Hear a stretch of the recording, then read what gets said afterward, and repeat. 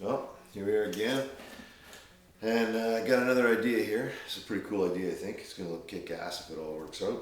And what I'm going to do is take a fire extinguisher and mod this thing to be a tool pouch or a tool tube. I got a hold of a buddy, and he works at like a fire safety place, you know, and he got me a spent fire extinguisher, and he took a 4-inch pipe cutter and he cut the bottom off it, so it's about 10 inches tall, it's 3 inches in diameter, and he gutted it out for me. So first thing we got to do is get the stickers and the paint off.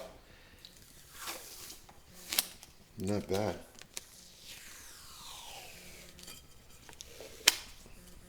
I really don't know how this is going to work, but we'll give it a shot. Circa 1850 furniture stripper.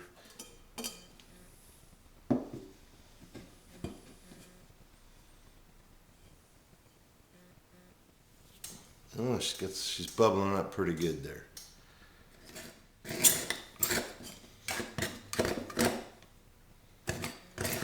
It's working pretty good. I stripped as much of the red paint off as I possibly could. I'm going to use this just kind of a foam sanding block. Let's see how this works.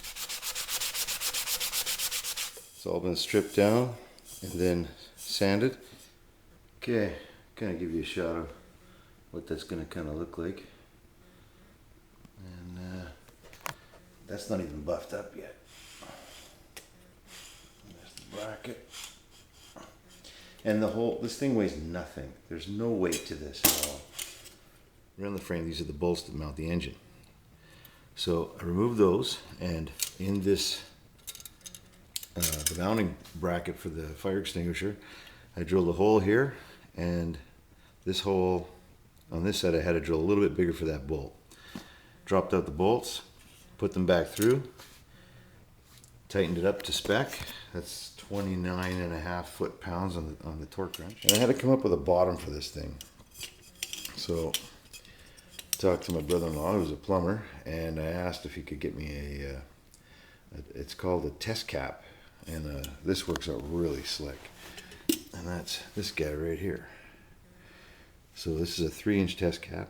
I slide at the bottom of there, tighten up that big wing nut, and just basically seals the bottom up perfectly. So I'll show you how that works.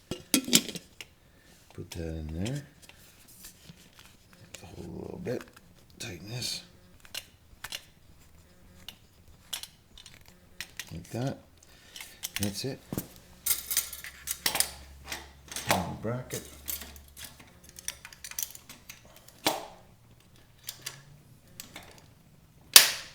Done. There it is. Solid. I mean, this does not move. So I decided after, looking at it a little bit, that I'm going to paint this black. I don't like the yellow on there.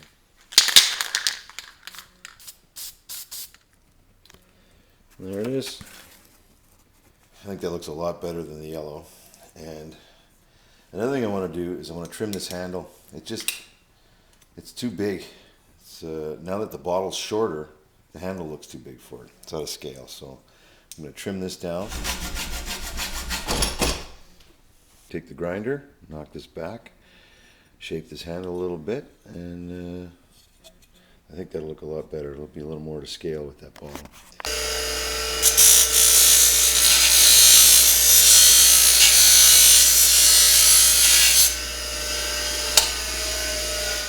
I took off at least an inch and a half off that bottom handle. Yeah, that looks a lot better than that. Okay. So now I'm just going to hook the chain up. See, this one's got a chain on it. I'm going to do the same deal on this guy here. Found some stainless steel chain. It's pretty cool. I'm going to thread that through. Just drilled the hole there, opened the chain up, pinched it back on. There's the finished product. Kind of a secret stash can. We'll mount that on the bike.